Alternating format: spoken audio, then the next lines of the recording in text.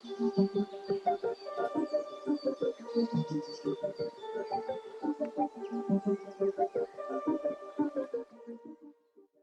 morning, good afternoon, good evening to wherever you are, and welcome to another episode of Coaching Outdoor podcast. It's so exciting to have you join us again, and particularly for me personally, this is a very exciting and interesting podcast as we're going over to the Derbyshire Dales in the UK near the Peak District, and we're going to be talking to today Kirsteen Jefferies, who is my wife. And Kirsteen is going to be sharing some of her work today with equine. We're going all horses and equine today, listeners and watchers. So we do hope you enjoy this episode and something a little different for us. And I'm going to hand over to Kirsteen and ask her if she would just introduce herself and just a couple of sentences, and then we'll dive into the detail as we go into the podcast. So Kirsteen, welcome. And I'll let you talk to our listeners and tell them all about and introduce yourself. Thank you, Paul, and thank you everybody for having me this afternoon or this evening, wherever you are. As Paul said, I work with horses. I'm a coach. We live in the Derbyshire Dales, and I have a lifelong passion for horses, which has led me to where I am today, using the horses as co-facilitators with our clients. Welcome, Kirsteen, and thank you for that introduction.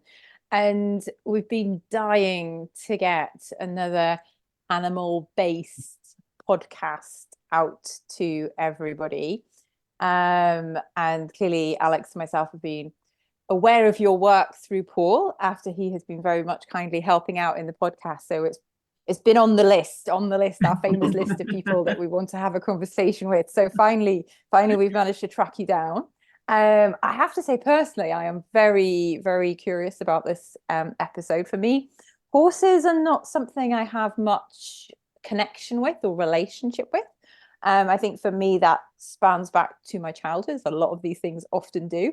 Horse riding was one of the things that was not on my parents' agenda. We couldn't afford it ultimately. And I spent a lot of time doing all the others, whether that was playing the violin, cadets, brownies, guides. I had a full extracurriculum going on. But my mother was very adamant that horses were not going to be on the agenda.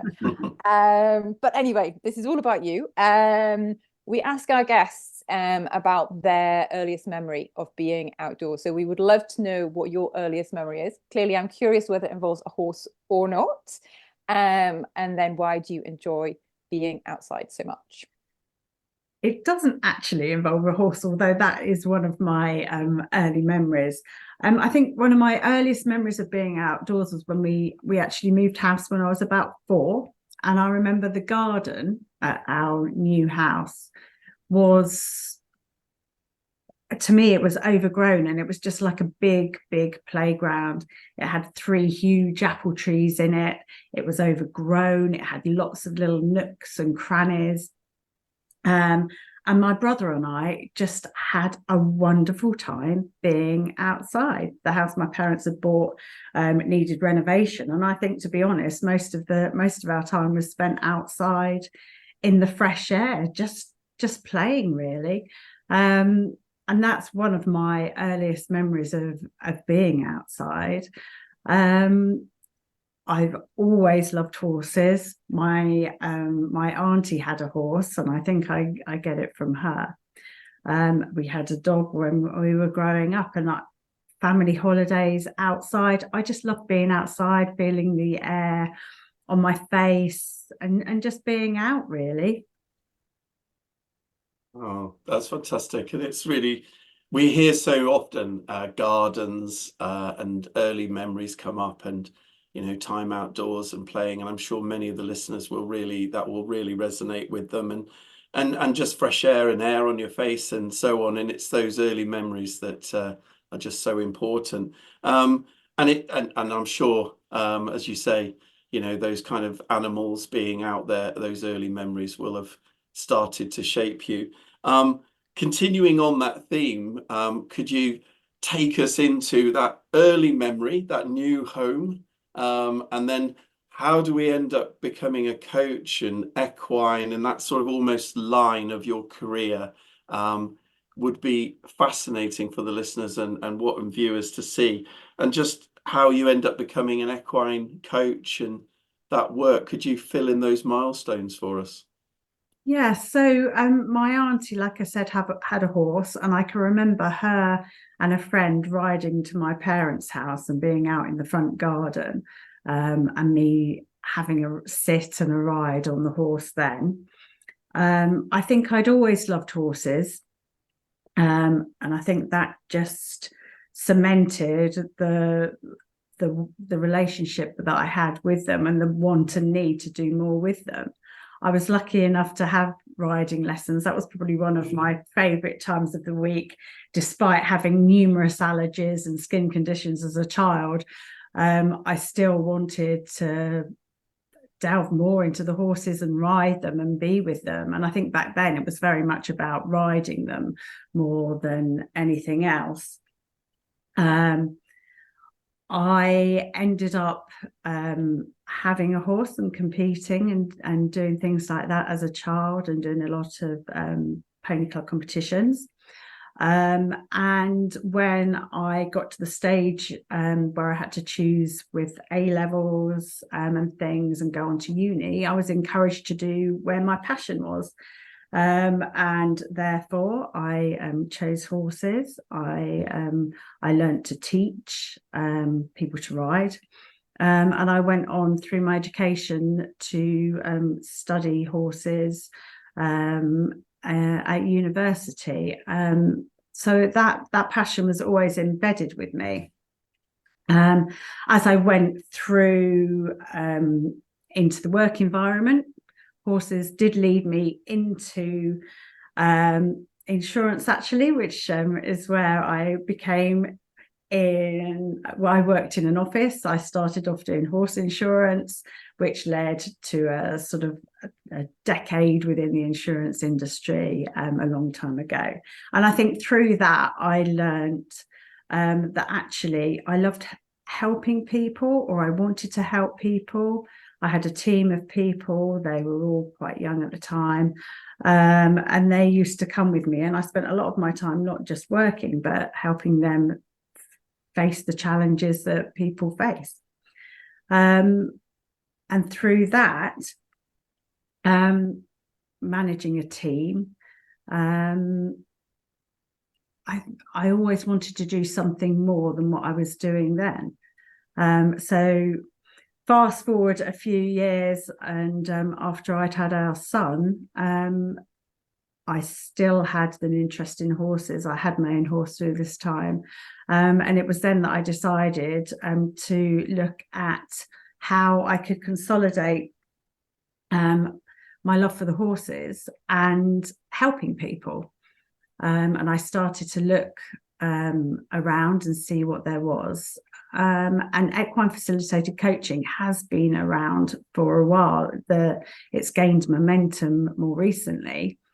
And I looked for a course that I could do that would help me for myself, but would enable me to coach and use the horses. And that's what I did. Sorry, I'm not sure if there was more to that question or not there. No, perfect.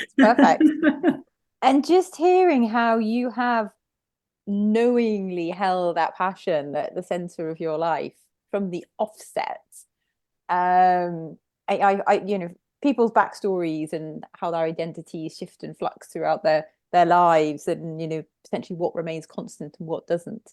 And we all have such varied career paths, and we can learn, you know, so much for different people. And you know, part of this podcast I just really relish is really getting an insight into other people's lives and what has shaped them, how they got to where they are, what have they kind of known from such an early age, or maybe consciously discovered slightly later on. And for you, it's always been about the horses. Like, the horses are there, it's a thread. The insurance piece I wasn't expecting, I will admit. but yeah, and there was probably a piece I missed out there, Anne-Marie, as well, is that while I was doing working in the office, I started to think a lot about well-being and therapies, and I trained in massage, reflexology, Indian head massage, sports massage, and did a lot for people and for well-being. And then from that, I also did the horses and horse massage and combining that. So there was probably a bit of a chunk that I left out of that initial introduction. So it has always been about combining sort of the well-being of the people and also the horses. And that led me to the coaching, really. And, you know, a lot of coaches that I talk to, it's definitely this common theme around like learning and love of learning. Like coaches are like, I mean, I describe myself as a bit of a learning junkie, and I have to sometimes hold myself back to kind of from course to course to course to course. Yeah. And it's often that's what we're seeking, we're searching. And then actually when you find that piece, that nugget that fits together, yeah. And this is why I'm kind of curious as to, oh, okay, let's get into the equine facilitated coaching, like the nitty gritty, the crunchy. Yeah. What really kind of goes on, what happens there. I know, you know, within your website, you're a total advocate of, you know, working with horses creates these real memorable experiences. It helps break down barriers. It really facilitates the personal growth experience. So yeah, tell us more. We're kind of pipped and ready to go. So as humans, we've had a long established relationship with horses going back through the years. They helped us with transport, they helped us in wars. You know, there has been a long history with the horses. And the good thing, the horses live in the present moment. You know, they are prey animals. They don't hunt in the natural environment. They'd be living, grazing as a herd. And their survival depends on them being present. They are a fight or flight creature, so they will run. They will not turn and fight unless they really have to. And because of that, they live in the moment. They're very present. They're very aware of everything around them, all of their surroundings. With that, they can be very reflective in the presence of a human, and as a coach and a facilitator between the horse and the human, you're looking for reactions of what the horse makes, and the humans, and seeing how they interact with each other, and what signs they give. The horse is non-judgmental. Completely non-judgmental. They don't care what car you turn up in. They don't care how you look. They don't care how much money you've got. They don't care what you're wearing. You know, they are purely reactive to the actual person and the whole body that is in front of them. And that's where we get our learnings. Yeah, that's fantastic. And I guess at this point, it was worth me sharing that get that I've turned up at the gate of Kirsteen's horse, and they read what comes into the paddock. I've definitely experienced that. I've had days where I've entered with Prince, Kirsteen's horse, and he knows if I'm sad, if I'm happy, if I'm carrying something. He seems to automatically read, and it's really interesting, as you say, Kirsteen, that present moment.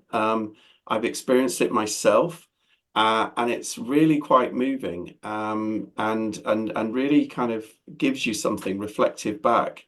So I wonder if you could you take that, and we sort of, like, my curiosity wants me to ask then, what would a typical session sort of, could you just take that out and unpack it for us? What, me entering from that moment, and that, what does it look like for a session, an equine facilitated? Well, it's probably worth mentioning that the horses are also completely non-judgmental, which I think I've said, but whatever you come with, they're not going to judge you on that. The session would start if someone comes along. My clients would come. Some are experienced with horses, and some have absolutely, no relationship with a horse before. Some may even be scared. It's important to note that none of the coaching with the horses is ridden. So you don't have to have any experience to have a session of coaching. It's open to everyone. It's completely inclusive. Obviously, we have to be safety is an utmost concern with for both the horses and for the clients. The horses we look after as if they were our children. Their health and their well-being is very important to us, as well as that of the client. So the welfare is paramount for the horses, and they get looked after to the utmost extent. With regard to sessions, once we've gone through the initial coaching contracting that we would normally do, we would make sure that the clients are happy with the horses, and sessions can go a number of different ways. A lot of times you don't have to actually maybe even touch or be near the horses. Just being in the vicinity is enough to get quite a deep or quite an acute reaction from a client. So as the sessions go on, that may or may not change. Sometimes just seeing the horse from within the pen, seeing them in the field. And it's important to note that the horses would be as natural as possible to work with as a herd. So they would be in their most natural state. And it may be that throughout the sessions and as people grow, that we would take the people out and into the paddock. But that all depends on each individual, as any coaching session would. The fact that they're standing outside, you've got all the elements that you're contending with as well, and you would initially meet the horses and go outside and go to the gate, and at the gate we would always check in, just using a simple scale of 1 to 10 on how the client was feeling at that time. And from there, the coaching session would go, and we would explore how they were feeling and why they were feeling that with regard to the horse. The horse has a choice as to whether they would be coming up to us at this point or whether they would be, turning away. And that in itself can bring up a lot of emotions or a lot of feelings from your client, just literally standing at the gate and having those conversations there. As sessions evolve and the client gets more comfortable with the horse and with the process, then there are exercises that you can do with the horse, simply going to catch a horse. Personally, I know when I first did this exercise myself, I stood at the gate and I was like, yeah, I feel really confident. I can go in, I can go and catch that horse, not a problem. And I got in there and I was quickly put in my place by the horse who decided he wasn't going to come to me. And again, that in itself is a moment for reflection. What changed in me, or why did the horse just walk away from me? I've been out to catch horses, and there's been other horses in the way. What obstacles was I looking to overcome? What was I looking for, or what wasn't I doing to actually meet my destination and meet my pathway? So the horses can give so much in that respect, and sometimes in different situations it may just be to catch the horse and bring it in and spend some time grooming the horse, maybe touching the horse, maybe just being with that horse is enough to evoke enough emotions to actually help facilitate and help the client go deep on where they need to go with the horses. The training I did was very transformational and very holistic. So a lot of it does involve going quite deep. So as a coach, we're very much working with the client. We're using kind of silence and questions, reflections, summaries. holding space, managing emotion, like, it's complex. And then clearly we've got a horse as well. Yeah. So for you, within this system, how you in a way position yourself, and I'm sure it probably depends, just to get like more of an insight into the dynamics. Okay, so the horses are very good at mirroring what your coachee may be feeling, or what your client may be feeling at the time. And as a facilitator, you're looking for those signals from the horse as to what they're doing. For example, I've been in a situation where obviously maintaining confidentiality, that someone's looked at a herd, and if you ask someone to pick out a horse, they'll pick out one. And when you explore further into that, then their frustrations or their thoughts or feelings will come out, because the horse is actually mirroring them, and they're seeing themselves in the horse and what the horse is actually doing. And as a coach, the reading of the horse and the client at the same time, that the horses recognize and reflect back to us our behaviors, or can do. And as a coach, it's using that to help your client actually bring that to the forefront and actually see that for themselves. And so it's almost when we're working, there's so many different ways, it's intensely personal. So almost you're observing the coach, you're observing the horse, you're feeling into it. It's different energy, so you're getting a sense for both. And then the facilitation that you do, or the invitation that you may present, or the activity that you may offer, whether it's trying to bring the horse back in, that is all very much like reading the bigger picture. Yeah. Okay. Yeah.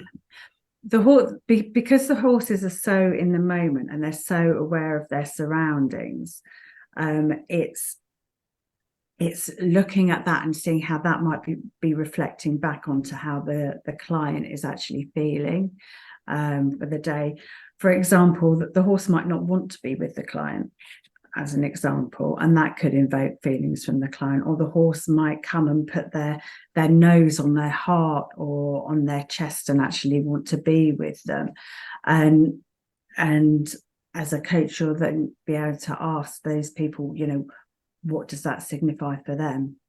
And it's using the horse in that way, the horse helps us in that way to go deep into what the client may be feeling at that point in time, and actually accessing something that even they didn't necessarily consciously bring to the session. So I'm almost imagining there's probably some sessions where actually for you it's giving the space, and the interaction is very much between the coachee, the client, and the horse, and you're there. And then other ones could be a lot more, the horse is maybe slightly more removed, something's been triggered, and then you're unpacking that, and there's a conversation around that. So it sounds like you go many different ways. And I understand you work one-on-one and with teams, and some examples, our listeners love the stories, bringing it to life, really transporting them as if they were there. Clearly confidentiality fully respected, though just to be that kind of fly on the wall, and to really illustrate the power of this coaching as well would be really helpful. I was training, and we sometimes do an exercise where we put the horses' names into a hat, and everyone will pick out a horse and then go and spend some time with one of the horses that they've chosen. And on this particular day, the horse that I chose, unbeknownst to me, was actually going through a similar thing that I eventually lost my horse to. I picked out their name, and at that point realized that this was my opportunity to go and reflect on my loss, and go through some emotions that I hadn't actually processed on reflection. So that's an example of something that actually happened to me, and how the horses really helped me go through something. What we sometimes do with teams as well is just let them go into a field with all the horses, and just get them to look at the horses and watch them and note down what they're seeing and what they're feeling.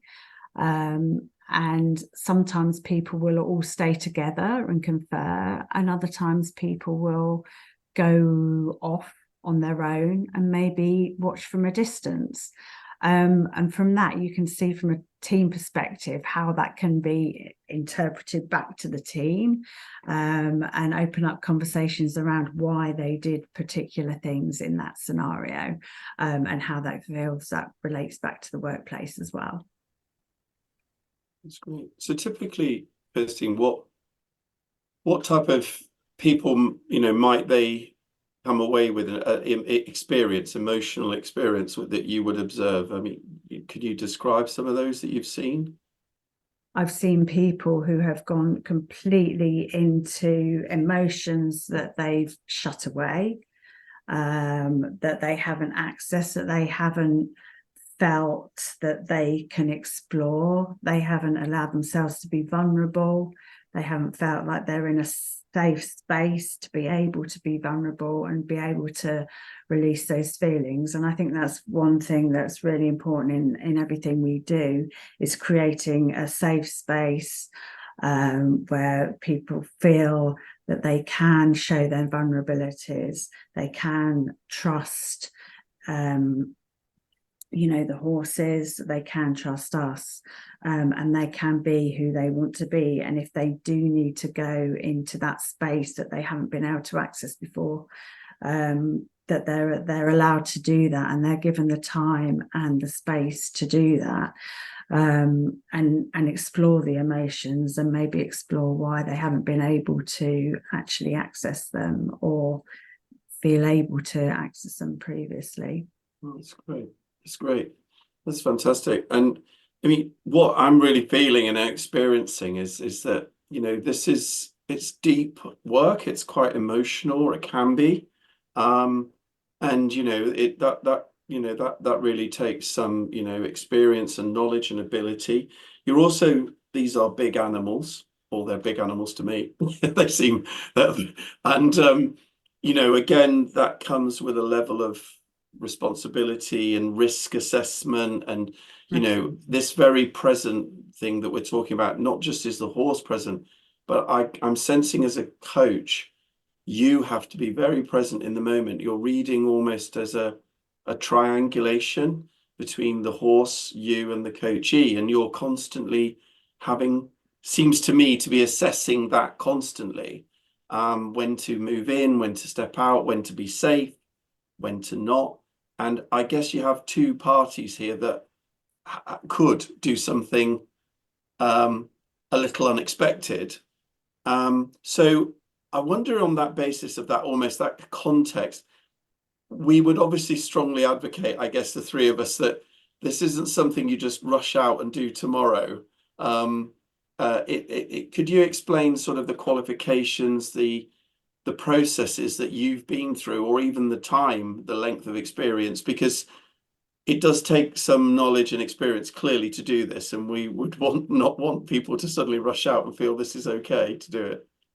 No. Well, I think, just to touch on that, safety is paramount through all this, and a lot of the work we do, and that horses are very good at helping with, is boundary work. If people are finding it difficult to set boundaries, and boundaries is one of the things that's important with the horses. And this is why I said earlier about standing by the gate. So there's a physical boundary between myself as a coach and the coachee and the horse, and then that can change as trust is built, and dependent on the circumstances. if you come and you're very emotional and very upset, you know, the horse may want to be with you or it may not. And again, it is reading everything. Like I said, horses are prey animals. They know if there's someone going to be hunting them. That's how they survived all these years in the herd. So they are very present.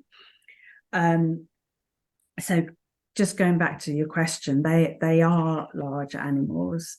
And in order to train to be with them, you do have to have some knowledge of the horses. You don't have to be completely have the, you know, years and years of experience, but obviously that does help. The qualification that I took was with Learning to Listen. They're based in Hitchin, and what I did the transformational horse coaching alongside my ILM level 5 certificate in coaching and mentoring. For me, it was important to do something that was, shall we say, an academic qualification, but alongside something that was true to my heart, which was more of a transformational and holistic approach. My wellbeing training, shall we call it, with my complementary therapies, I truly believe, like, you know, you are your whole self. You know, what we eat, what we drink, what we breathe, it's all very important. So that was important to me. And when I was looking for a course to do with the Equine Facilitated Coaching, this was one that I felt was right for me. There are lots of other coaching facilities, both in America and the UK, that have been doing qualifications, and it is an industry that, as it's growing, is you know, looking to become more regulated. So if anyone was interested in it, I would urge them to have a look online and see what's out there and see what speaks to you and what you actually want to do with that qualification and how you want to use it. Qualifications. Oh, as coaches, it's something that, as our profession becomes more regulated, which is needed, there's so many to choose from, and it can be quite confusing. So yes, doing your research, and if you have any recommendations as well, we'd be delighted to link them into the show notes so that our listeners and watchers, if this is something that they maybe are considering, they know where to go, because it can be a bit of a minefield out there when it comes to different qualifications. And, you know, likewise, I firmly believe that all the kind of the rabbit holes I've been down in my learning, they very much kind of come together and organically feed into, you know, every conversation I have with clients now. Absolutely. So coming back to the fact that horses are big, I think that's been mentioned a few times by everybody involved in this conversation today. They are big, and I'm quite little. So, you know, some people are going to be scared of these beasts. You know, as like magnificent as they are a wild animal. Yeah. So how can you help and support clients overcome this fear? It's, if they're willing to go out to the horse, they don't have to touch them. They don't have to, they just need to stand near them. As long as the horse would be in an enclosed space, and the client can move as close or as not. And I think the fear that you've suggested there, you know, what is that fear? What is being mirrored to them? What is their fear? Is it the horse? Is it the size of the horse? Is it what they won't do?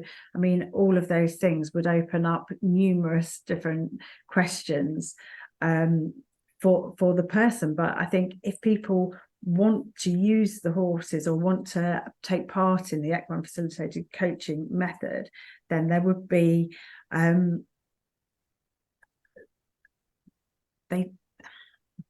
they would be assured that they would be in a safe space. They wouldn't have to do anything that they don't want to. But it's a gradual process, I guess. It is a gradual process. I mean, if they don't, sometimes the person may not even touch the horse. Like I said, you could just be, we would always start off inside. We would always have go through the contracting, and that's the contracting both with the coach and then with the horses, ensuring their safety.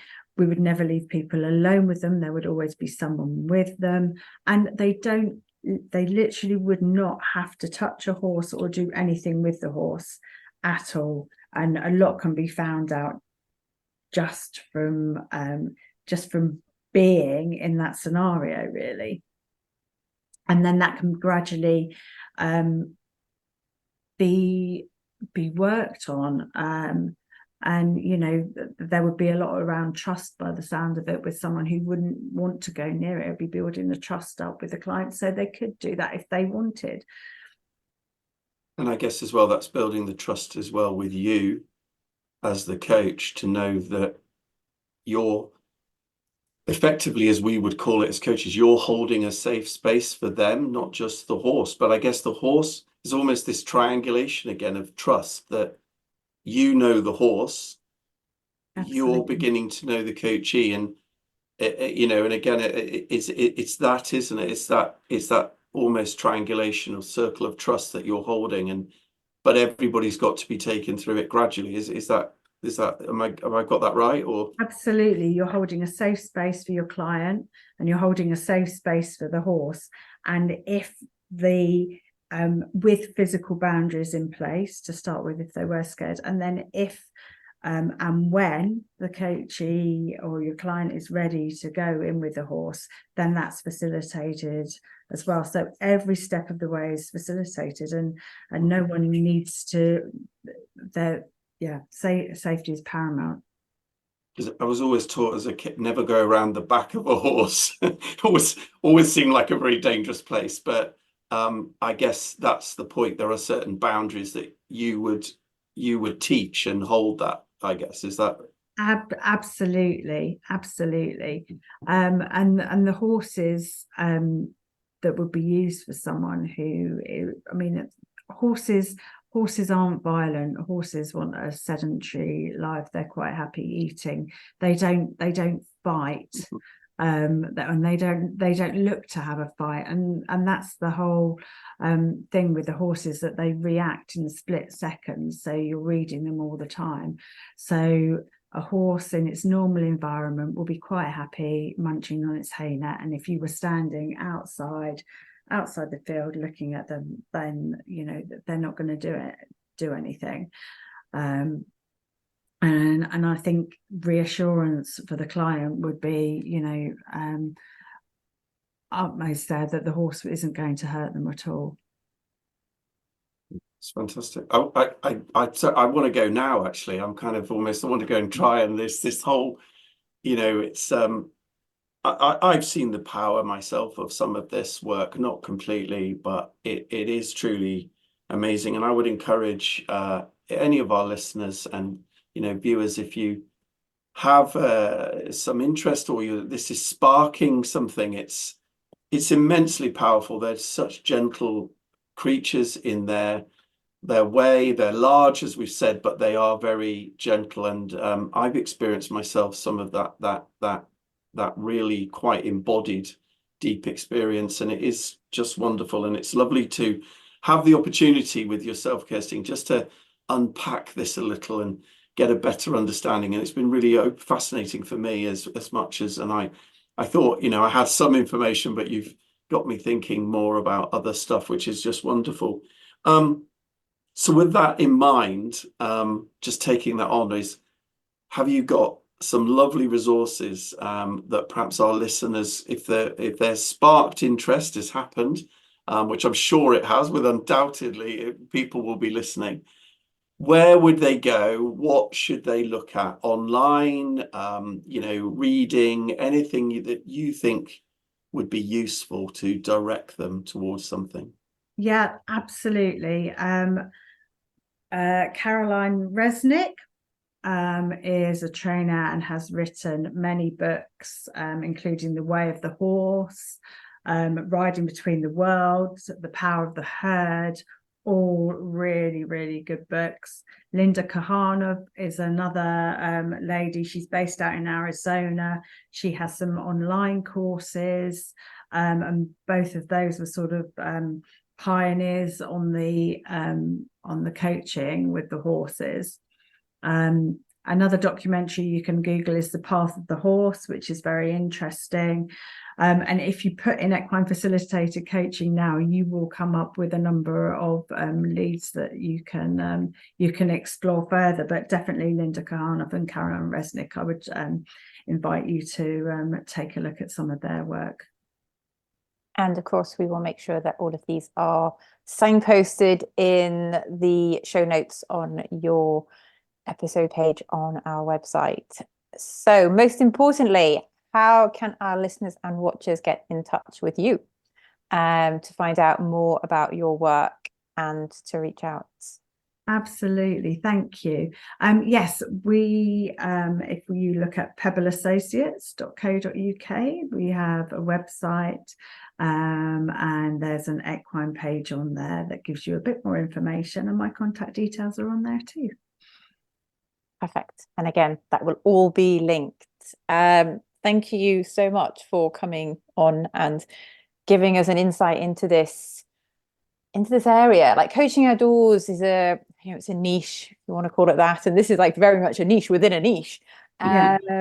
And hopefully it just really gives a flavor of how varied work outdoors with nature, however we want to describe it. There's so much different opportunities out there, and our work has always been to showcase the work of practitioners in these different fields, hopefully to spark an idea, maybe just revisit a childhood passion that could influence future work, if you're a coach or if you want to move towards developing your coaching skill set. So thank you for joining our